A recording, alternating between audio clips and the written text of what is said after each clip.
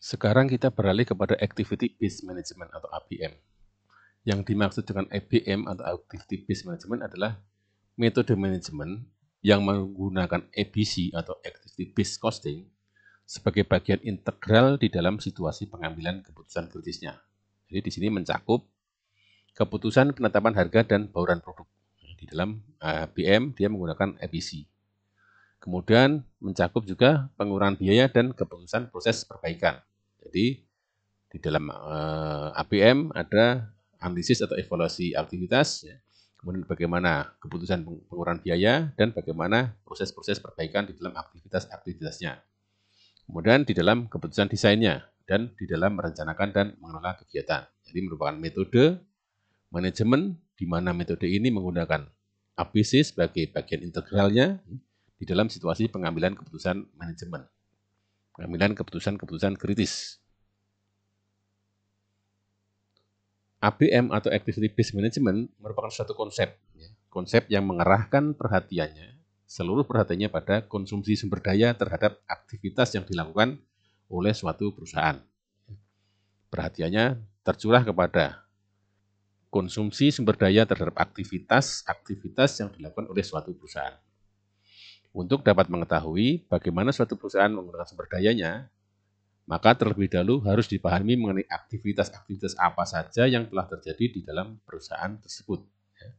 Harus dipahami dulu aktivitas apa yang ada di dalam perusahaan tersebut, agar dapat diketahui bagaimana perusahaan menggunakan semua sumber dayanya. Aktivitas-aktivitas tersebut merupakan aktivitas yang telah mengkonsumsi sumber daya melalui pengidentifikasian pemicu biaya. Ya, kita tadi sudah belajar mengenai pemicu biaya, di mana biaya-biaya ini timbul karena dilaksanakannya aktivitas-aktivitas tersebut. Pengertian dan pemahaman yang baik mengenai berbagai aktivitas yang telah dilaksanakan akan dapat memberikan pandangan yang baik pula tentang bagaimana menggunakan, bagaimana mengelola, dan bagaimana mengendalikan sumber daya perusahaan. Dan dapat pula digunakan untuk mengetahui peluang yang ada untuk meningkatkan kinerja atau performance perusahaan, serta memberi pedoman yang baik untuk menilai kinerja dalam rangka mendukung perbaikan yang berkesinambungan. Jadi ini adalah konsepsi dari Activity Based Management. Ya.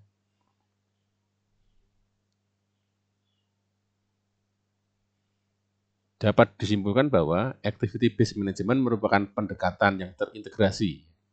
Pendekatannya terintegrasi yang memfokuskan perhatian manajemen pada aktivitas yang bertujuan untuk meningkatkan nilai value added yang diterima oleh pelanggan dan meningkatkan laba perusahaan, meningkatkan value yang diterima pelanggan dan meningkatkan profit atau margin perusahaan melalui penyediaan nilai pelanggan tersebut dengan menggunakan informasi yang diperoleh dari Activity Based System, di mana antara ABM dan ABC saling berkaitan satu sama lainnya.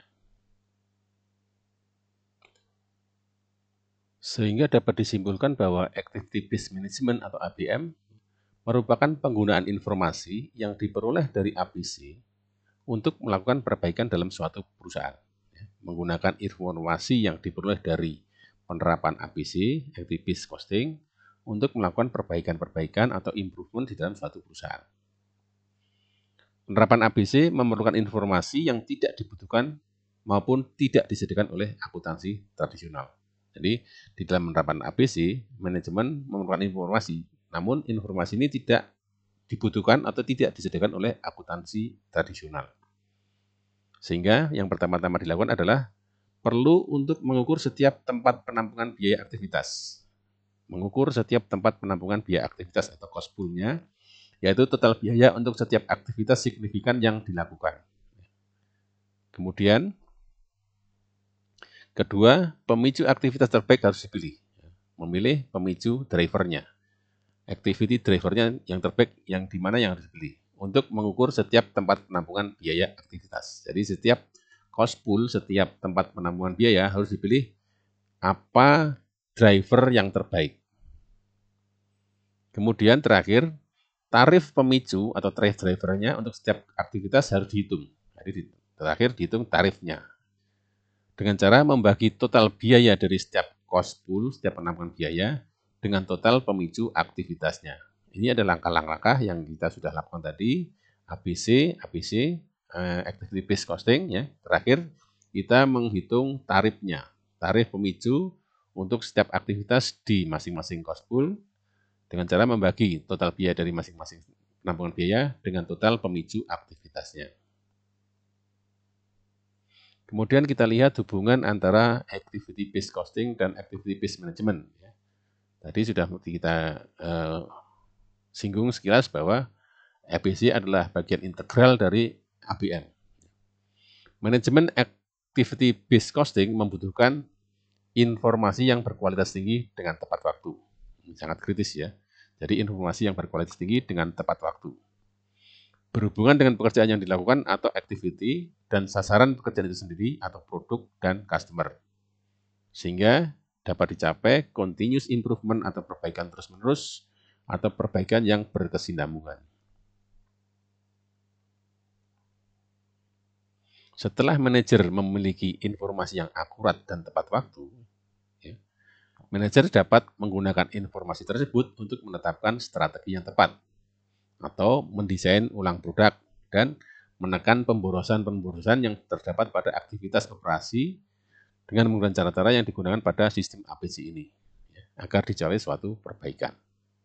Ya, ada perbaikan-perbaikan berupa mungkin aktivitasnya tadi dihilangkan, diefisienkan, ya, sehingga biayanya dapat ditekan.